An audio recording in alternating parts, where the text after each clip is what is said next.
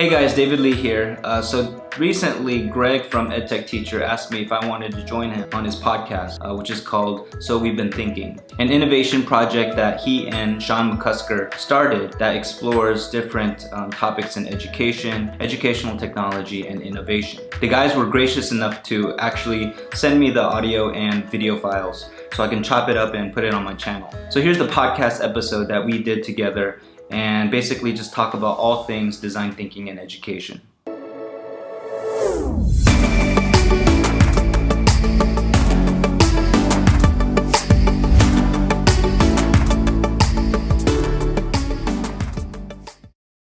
Awesome. Well, David, thanks for joining us. I'm super excited about having you on the podcast. We were chatting a little bit before the recording got started. I've been following your work. I think I first caught up with you on Instagram, and then since then it's like constant daily checks of like, what is David up to? The book that you published, which I'm hoping you're willing to kind of talk about those ideas. So the purpose of our podcast is just to talk to people that are doing some really interesting kind of innovative work and see what they're thinking about. So what have you been thinking? Recently, I've been thinking about design thinking, specifically about culture and how that's so important. People see design thinking as a strategy, but it needs to start as the culture of a school if it's going to be used in the school. No, it was interesting that you said that. Like, I hate to jump in, but that initial point, because I see the same thing. It's like, it's a process. It's a graphic sometimes at like the entry level. I've always introduced that as like, hey, let's get familiar with the concept first, and then we're 100% going to have to address like the culture of the school, the willingness to share ideas. But do you try to address it the other way? When I first started teaching it in my class, I did teach it as a process, and I quickly realized it wasn't working. Like it's basically any design process, but yeah, the mindsets were missing. My first year of doing it, and I quickly realized I needed to change it up. And so yes, mindset and culture is definitely, it's really half and half. But now when I introduce it, I do say it is a culture first, so that people realize that. We were talking about the idea of design thinking maybe relying more on the culture of the community using the process and the process itself. So how do you convey the importance of that, or how do you get that culture to kind of emerge that's going to let the process become more effective? For me, I mean, in my last school, it was interesting because I learned it at a conference, and then I just applied it immediately. And I knew that it was going to be beneficial. I didn't, know how to teach it very well, but I decided to do it on certain projects. And then I asked a teacher, because I was an ed tech specialist, to integrate. I would help her integrate design thinking in her science project. Mm-hmm. And we did that, and I documented the whole thing. I made a video, and it started grassroots where other parents from other classes were like watching this video and asking, why isn't my child doing this? And it slowly just spread, and it got popular with all the teachers. And they knew it was like a problem-solving skill that, right. It's not, those skills are not really focused on. So they were happy that that was even talked about. So it started to grow. And then when this STEM program, this transdisciplinary program that I was asked to kind of lead, I knew that design thinking would be the learning practice of almost every learning experience that we design. And so in that way, it just spread through and so that created culture. I don't know if people have the option to do that, because I think most teachers enter a school with a culture already. Right. I am excited this summer. I'm going to work with a school in Indiana, a charter school called Invent Learning Hub, and they are creating a school from scratch. Wow. And their top 3 pillars, one of them is design thinking. And so they are literally creating culture at the start, which is really exciting. And I'm really excited to collaborate with them. As for like a well-established school having its own culture, having its own way, it's going to come from like grassroots, and then also just support from admin. Like every situation seemed like when design thinking is happening at a school, it seems like admin is really pushing it, and having certain teachers advocate for it, and it just grows in that way. And those people model those things, right? Right, totally. What was really cool was even though I was the coordinator of this program, and I'll kind of describe what the program's about. So basically, we have science specialists. This is elementary science specialists, design specialists, all the art, technology specialists, and the homeroom teachers all kind of come together, look at standards, and then we develop these performance tasks that hit some of our units. And so it's this huge collaborative project and a lot of moving parts. And then we decided to use design thinking, or have the students use design thinking for that. And so because I was the design teacher, the language that I used, the way I modeled design thinking, that kind of spread into the classroom because that's the way they were talking. Right. So the teachers would kind of be like, oh, and then would use those same terms. And so it became this culture and, experimentation, all of those things, like, the teachers did that really well because I think they believe in the method. So it's interesting that you said it, the teachers are coming together. I was able to visit Design 39 in San Diego and kind of watch their process. Oh, wow. And watch how they it seems like everything they do is really big picture, and it makes me think that yeah, you can use this model. I was a high school history teacher. Could I use this model in a history class in isolation? Yeah, it could happen, but it seems like it's so much more powerful when you can ask super big, meaningful questions that can touch on lots of different areas. Absolutely. And then they can use this kind of process to get there. I'm a huge proponent of it. I think the process is super valuable. I think it lets people get to places they wouldn't get to otherwise, creative ideas and solutions, and just thinking that you wouldn't do without the process. Absolutely. But I wonder if you think have you come across roadblocks or challenges to using it, or any insight that you have now that you didn't have when you were getting started with this kind of work? With pertaining to teachers? Either. Or teaching it to students? Yeah, either one. Teachers, students, whatever it might be. I think communication is the biggest thing with teachers. I came in and proposed design thinking in certain unit development. I kind of asked to be in unit development meetings, and I kind of, suggested design thinking would be a great, tool because it is creative problem solving. There's a problem. They can go through the scaffolded type of process, right. Have strategies kind of baked in, and then model that those mindsets. I think what I've learned is communication for me is something I'm not very good with when it's one-to-one. Mm-hmm. So I can communicate pretty well with graphics and with video production, and I'm really into that. And I think because I'm not good with the one-on-one part, I could write a script and all that stuff and do a big production. I can communicate well in that sense, but when it's one-on-one, that's one of my weaknesses, and I know that, and I'm trying to work on that. And so if it is to be introduced to teachers, I would say communicate exactly why and what it is, really well. And also my friend, Gene McLaughlin, he suggested that don't even maybe say design thinking. There's so many initiatives, trendy words and all that right now. Right. So if I had to do it again, I would even say design thinking. I would say, I know some creative problem solving strategies. I could come in and so I could have said that instead, and then talk about empathy and talk about ideation and iteration, all that, but not say the word design thinking. And yeah, that's something I learned through this whole process.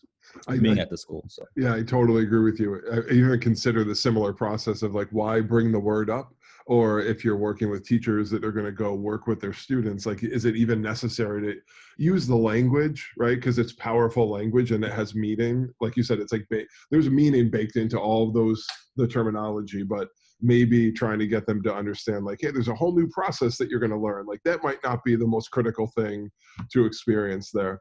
Mm-hmm. So with right. regards, I'm super interested to hear what have some of the most powerful or meaningful outcomes been of you seeing students embrace this model, and what has not that the output is the most critical thing, because in some ways you could argue it's not. It's more about observing and seeing them work through a process and develop skills, but what has the output been as a product or just as an overall impact on the students? Where were we? Oh, so I'm not quite sure exactly where we left off, but you were just, I think something about talking about what the impact has been on the kids. I'll cut all this together. Don't worry Right. about it. Okay, cool. Yeah, so what I found, students wanted a step-by-step procedure on how to do something. And I taught like that with my computer class. I found it effective, but there wasn't much personalization. But like towards the end, after doing it for a couple of years, like I really saw a drastic change where it was more self-directed, and they were willing to try out their ideas. They were willing to brainstorm a lot more, focusing more on quantity and one part of the book that I wrote, like I talked about a fourth grader who, you know, seemed very unsure of himself and was new to the school, and it reminded me a lot of how I was when I was younger, very shy and just like not understanding I was capable. And after he did a couple of the projects, he came up to me. He was just like really excited, and he told me that he felt like he can do anything. That's and amazing. it was just that joy. I mean, yeah, could he do anything? It was just more at that moment he just felt really confident, or had the courage to act upon what he was thinking.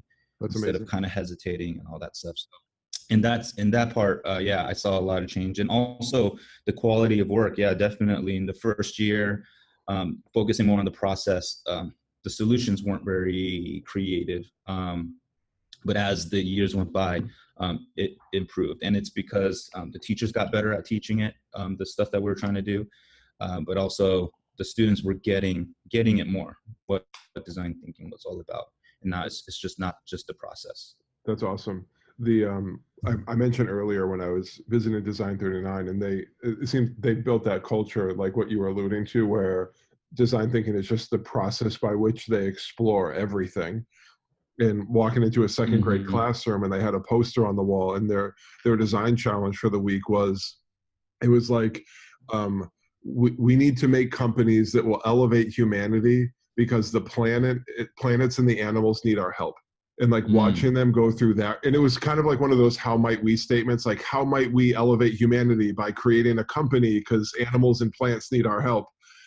And it, like, to see the kinds of ideas that kids were coming up with, and then they use a strategy called the rangefinder, where all the ideas that the kids are generated in the ideation phase, they kind of map them out on like a here and now to like Mount Everest solution that we can't accomplish right now because of skills and abilities and resources. But to see these kids generate ideas and map them and kind of evaluate their own ideas and then push forward with it, it was like super inspiring to see that kind of work happening. So I'm wondering, if do you use similar types of statements like design challenges or design statements, or do you use how might we statements, or like how do you get the kids like kind of understanding what the first step is or what the challenge is for them? I think what teachers, the misconception is like what you just talked about, your experience of watching that, it's amazing. But I think a lot of teachers are like, okay, well, I'm a teacher. I have to hit the standards and all that stuff. What they don't realize is that question, that how might we question, was generated through hours of looking at the standards. So basically, what you do is you get teachers from multiple subject areas. They have they know the standards, they know the concepts that need to be taught, and then they kind of pick and choose which concepts can come together to create that type of question. So that question, the students don't know, but to be able to answer that question, you have to hit these standards, right. That's only because it was developed through standards, right? And so that's how we create those questions. We call those driving questions at my other school. That's fantastic. Yeah. So I know you mentioned, I want to give you the ability to talk about this too. I know you mentioned earlier the book that you put out for those of, you know, people that might be listening to the episode, if they don't know of you or your work or your book. Can you talk about that? Maybe the experience and your intention with it, and maybe one or two ideas that you'd be able to give away to entice people to learn more about your work. Okay, so yeah, I was asked by a publisher last year to write a book, and the time frame they gave me was like a couple months. So I actually finished writing the book in 6 months. And whoa. at the time I was trying to find a job, a new school. I had a 1-year-old, and it was pretty hectic in my life. So and I'm saying this because basically I hated the whole process of writing the book. I don't like writing in general. Like, I remember in high school and college just trying my best to write an essay and always got C's, like every time. It was just, I was, pretty sad about it. But because I've really changed from, and I talk about it in the book, I really changed after leaving the education system. I really, I feel like I kind of flourished because I realized I have other skills and strengths, and design thinking really helped me to validate what I was thinking. And because I was teaching design thinking, because I was living it, I felt I had the courage to try writing this book. Yeah. This is coming from a guy who hates writing. So I wrote it. I'm so happy it happened, but I dreaded. You could ask my wife. Like, I just constantly said, "Why am I doing this? Why? Like, this is, I hate this." And yeah, but I mean, I would love to. Well, basically, like, one thing I want to mention about the book is that it's very. None of the ideas are from me. They're all from IDEO, D School, right, K-12 Lab, like all of the the best design thinking organizations. I basically just applied it in my classroom. So it's very like practical. It's very. I just constantly give examples of projects that I've done. So it makes it more real for the teachers. It's not really theoretical. It's not really theoretical. It's more like my experience. Literally, the whole book is my experience. So is it like you're almost like telling a story about like putting this process in place? Like, would it be a good entry point for someone who's trying to get a better understanding of what this is all about? Yeah, I would say it is for a teacher, because I've read all the design thinking books, and it's great because it kind of describes what design thinking is, but again, it's more theoretical because the situations they talk about is in business and all that stuff. I think mine's practical for teachers who want to try it in their classroom or create that culture for their school. That's awesome. So give us maybe one little snippet or insight or story from the book that would make someone kind of get a sense of like what's going on in that text. I love this quote. I share it all the time. His name is David Lee too, but he's a CEO of Shaker, and very successful guy. But I basically interviewed him and asked him what type of employee are you trying to hire? And he basically said he's a brilliant dude, but he said he's limited. He's only one person. He needs basically an extension of himself. And so you need a person who can, so he describes the challenge, he has some ideas, but that person basically takes it and just runs with it. It's very self-directed. Right. And I give an example. He gave me an example of one, I think, intern, and she just killed it. She just created this website and she basically added another aspect of the business, and it's thriving. Like, and she just took the initiative to do that. I think that's the type of students we want to develop when they exit our education system. Right. I feel like a lot of the mindsets that design thinkers have, like she has the same mindsets.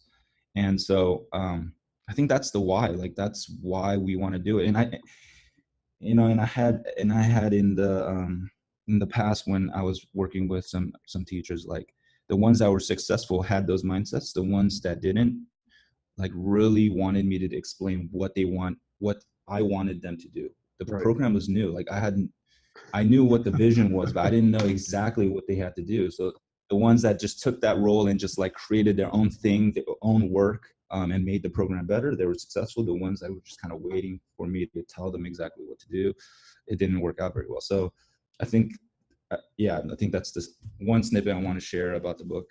That's awesome. It's funny. Why introduce design thinking? Yeah, it's when I ever do any kind of instruction around this model or get groups invested in it, I always start with a few different stories of my own why. And one of them points to, I don't know if you ever heard of this text. It's a little bit older now. It's called The New Divisions of Labor by Levy and Murnane. And they have this awesome graphic in the book, and it's like talking about how it's this economic kind of projection of what types of jobs are going away, what types of jobs are emerging. The jobs that are disappearing are like routine manual, routine cognitive, like if then statements and repetitive manual tasks. So to me, that's the biggest why. Right. Is this like, are we setting our kids up to have an inability to compete and like basically set them up for a skill set that's irrelevant, or are we setting them up for one where they kind of can create a need for themselves? Like you talked about this intern who basically made herself kind of indispensable in some capacity, like bringing value to a company and generating a new revenue stream because she was able to think creatively and come up with a new way to look at what's possible. It's pretty awesome stuff. You know what I'm going to do as well? I'll add a link to there was a podcast where David Kelly was being interviewed talking just about the like 8 required mindsets for effective design thinking. And his whole thing was similar to what you're saying. Like design thinking, like the process is not the important thing. It's getting to a place where you can think certain ways, open to going from abstract to concrete and back and forth, and working with ambiguous like information and timetables, and just being open to like a lack of clarity all the time and embracing kind of like that working scenario. Absolutely. So if we could shift gears a little bit, because the other thing that kind of drew me to your work and wanting to have you on was seeing kind of the ways in which you're leveraging technology with the kids that you're working with. So seeing your kids, code and create with microbits and just the various kinds of ways that you're using technology. And it doesn't seem to be, let's see, how do I describe this? Like it appears from the outside to be really meaningful work. And like, that's what drew me to wanting to have this conversation. So if you could talk about, it doesn't have to necessarily be tied to design thinking, but talk about the ways in which you're having kids use technology and why you're doing that kind of work, and maybe a general overview of your approach to educational technology as something that's possible now in classrooms. For me, I never focus on technology. Like the school you visited, my number one purpose, I feel like, is to design learning experiences like that. So once I've worked with teachers to design something like that, then technology is involved. What I'm really into, I just made a video on YouTube about this, how edtech companies are creating more tools that allow students to take their creative idea and actually make it work, or at least have some type of low res prototype. And allowing that to happen, because in the beginning, a lot of the STEM kits just were prescribed and everyone created the same thing, or you had multiple options, but it was literally told you're told exactly what to do. There's no problem solving or critical thinking in that. Some, but not the pure sense. And but now it's like I'm seeing, the Arduino craze. It was kind of difficult because elementary couldn't use the Arduinos. We tried, but it was a bit too difficult. So Hummingbird coming in, microbits coming in, these microcontrollers where you can program servo motors and sensors and all of these things. These students already had the ideas, but they only just sketched it out, or they created a model, but nothing was moving, nothing was automated. Gotcha. But now, if a student has a way to solve the plastic pollution crisis with some type of machine and thinks it, they can somewhat replicate that idea in a prototype, because that prototype is not, especially for a student, is not there to actually solve the problem, is to communicate their idea. And it was really difficult in the past, a tangible prototype. Can you go back and say that again? I think that was like, that might be the most important thing I've heard all day. Their prototype wasn't, what was that again? The prototype wasn't to solve the problem.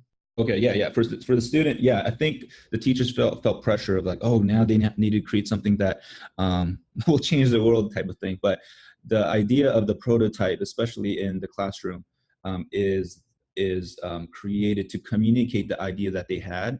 And because prototype, again, like David Kelly said, it's the best way to communicate your idea because it's tangible, it's there, it's moving, it's doing something. You can actually interact with it. A sketch doesn't really do that. So it's a game changer. These ed tech tools, like it's really changing education in that sense. And I'm hoping more ed tech companies understand that. Like, but you know, it takes schools to produce this type of learning experiences first, right? Yeah. Because some schools don't do that, and so like they have these kits, and it's like too open-ended, and they kind of, you know, it gets they get flustered. So it's important that the pedagogy is there first, and then these tools kind of go with it. I love that idea because it reinforces the thinking that like the technology it's a component, but not like the central thing that's happening. And I've been doing this work for some time with the technology integration and working with teachers, and I've never thought about it that way, that it's this prototype is not to solve the problem, but it seems like too, if you have that something you can touch and hold on to, then it could lead to more conversation, more ideas being generated, and it could, you know, lead you to another solution that you would never consider just because you have something tangible in front of you. Right. I mean, the goal of the student is to solve the problem, but I remember even myself, and in the beginning when we first started, we were just like putting too much pressure on these kids, and like stuff that we couldn't even do as adults, we were putting that pressure on them and thinking that, you know, I think it's because, oh, they're using design thinking, they should be creating these awesome stuff, but it's more about creative problem solving, I think. Yeah. I feel like if so I made videos about my first year applying it and then my last year, and the ideas were the ideas were similar. It was a lot more creative at the end, but the students at the end were actually able to build something to actually illustrate their idea, right? A lot of times in the first year I was like, but we can't really show that. Right. But at the end, it's like, yeah, we can do that with, and even like a shower sensor. Like someone was saying, I take my showers are way too long. If there was a sensor where it's like, if I'm away from it, it just turns off. And you know, we didn't have. He built like a low res one where it's like a sensor, but I think it was a LED light. So it just showed if a person was to go close to the shower head, then it would turn on, and that just communicates that water would be coming down, right? Like that's a better way to communicate than a sketch, a theoretical sketch. Yeah, right? Yeah. This is awesome stuff. So we've kind of explored this, the critical role of mindsets, the critical role of culture, the role that technology can play in all of this.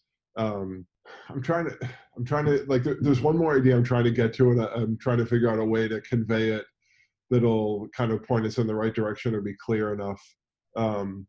There's been criticism towards the model, criticism so far as to say that like it can't really effectively be used in schools, or there's fundamental flaws with design thinking as a process, and there has to be, you know, so I wonder if, maybe not if you've come across the sheer criticism of it, but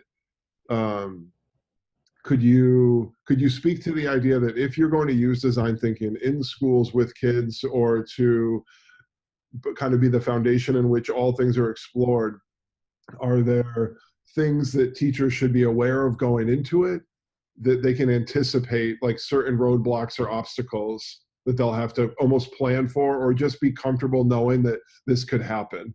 Yeah, I think it goes back to what I was saying in the beginning. I've heard, and you know, it's kind of true. I heard teachers say, "Oh, this is the scientific method," or "This is the," or this is the design process that we use in our school.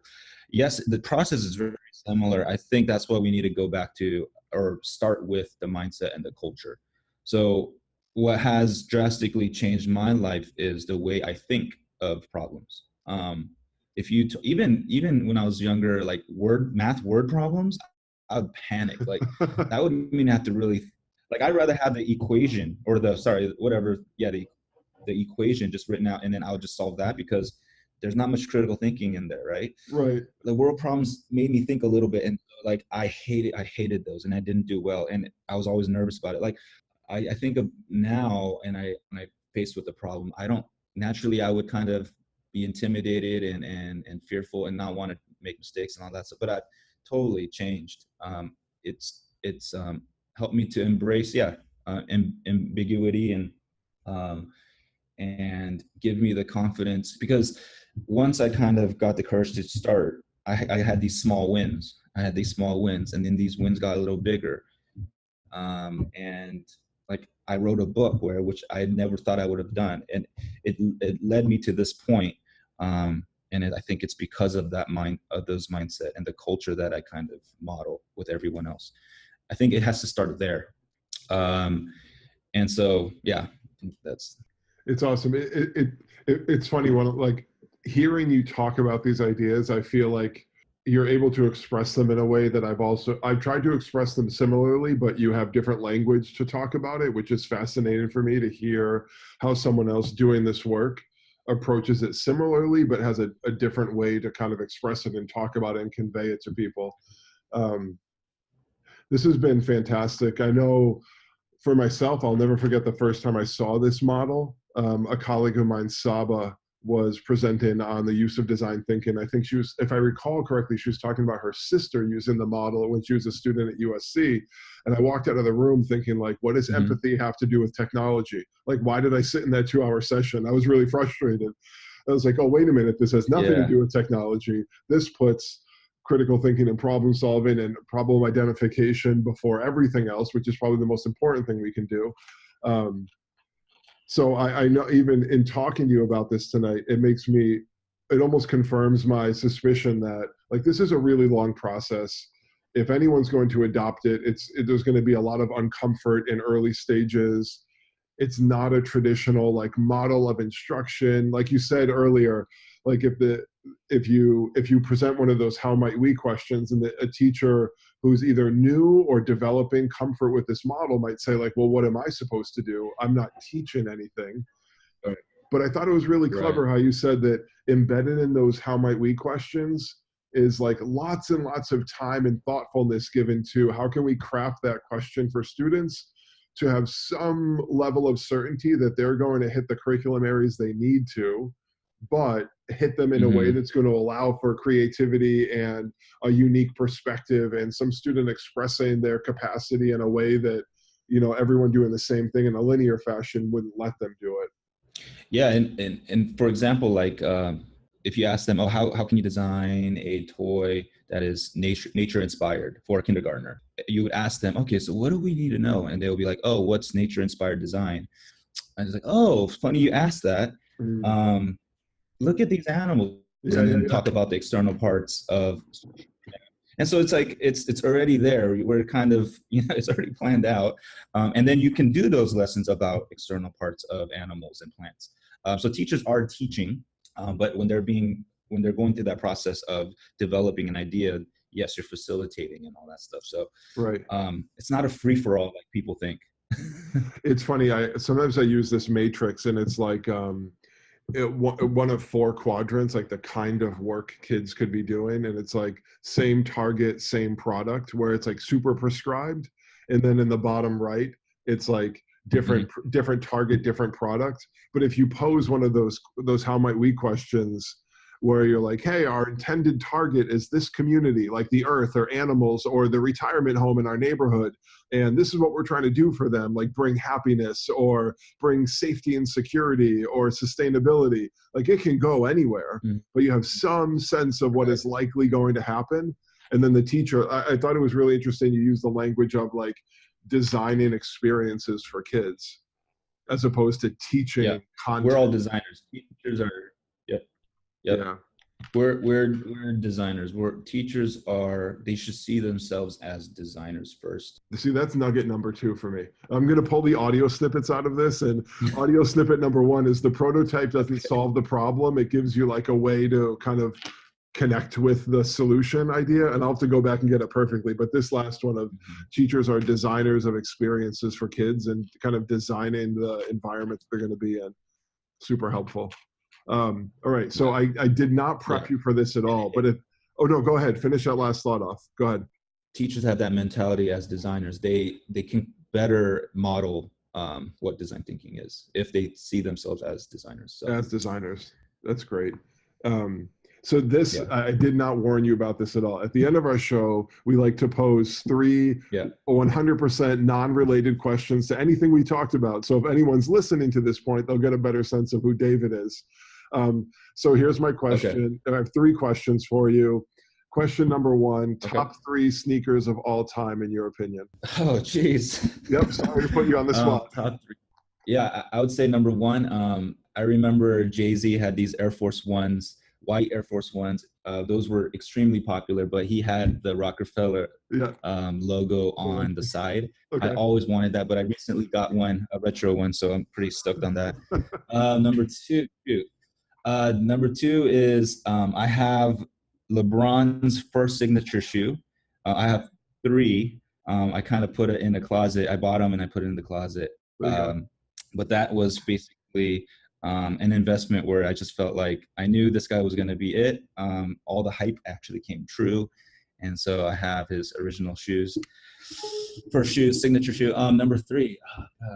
Number 3. You know what? I'm just going to say Team Jordans in general. And that's, they're like, they're not, the cool Jordan, the original Jordans, but Team Jordans for me at the time, I felt it was attainable when I was in middle school, high school.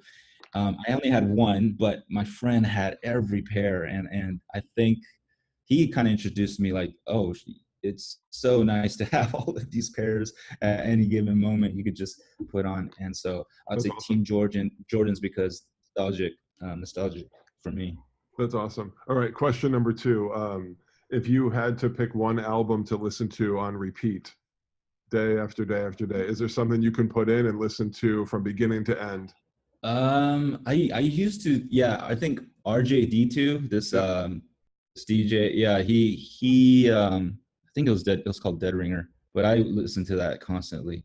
It's mostly beats, so I would say that's probably something I would love to buy actually the record for that. That'd be nice from a record player. That'd be awesome. And then the very last one is, what is the maybe not the last book, but the most memorable book that you read recently that you want to tell someone about? I think Creative Confidence for me was a game changer for me. It changed my life. It validated what I was kind of thinking, but took it to another level. I got to visit the D school, and for some reason, like the person I went with knew David, and so he was like, "Oh, could you give us a tour?" He gave us a tour, and wow. It's not fake. It's like he lives it. It's really him. Like he was talking exactly how the way he talks in interviews and stuff. And so I was, and it was just random people. Like we weren't important. We're just teachers, but he just took the time during lunch to like just show us around, and man, it was really cool. So I'd probably say Creative Confidence. That's fantastic. Well, he's my role model. He's a sneaker guy too. Like if you ever meet him, he was talking about like, I wish I was trying to get those Bape Adidas collaborations or something like that. It was pretty, he knows his stuff. Yeah. That's awesome. So, hey, I want to thank you for joining us, joining the podcast. Sean couldn't be here tonight, but I would just really value the time that you shared with us and the insights that you gave into design thinking and your experience in implementing the model and having success with it. And hopefully it inspires some other teachers to explore this idea, explore your book. Can you tell everyone who's listening where they can learn more about your work, find your book, see what you're doing online, social handles, and all that stuff? My book is called Design Thinking in the Classroom. You can find it on Amazon and I think Barnes & Noble and Book Depository for international teachers. And then, you can find my stuff on www.davidleeedtech.org. And then all my handles it's always David Lee EdTech. And if you want to follow, I have an Instagram shoe account. You can follow me at teachers. Yeah. Awesome. Hey, David, thank you so much. I can't wait to get this one up, and No problem. hopefully we can catch up again sometime soon. Cool, man. Thanks, Greg. Thank you.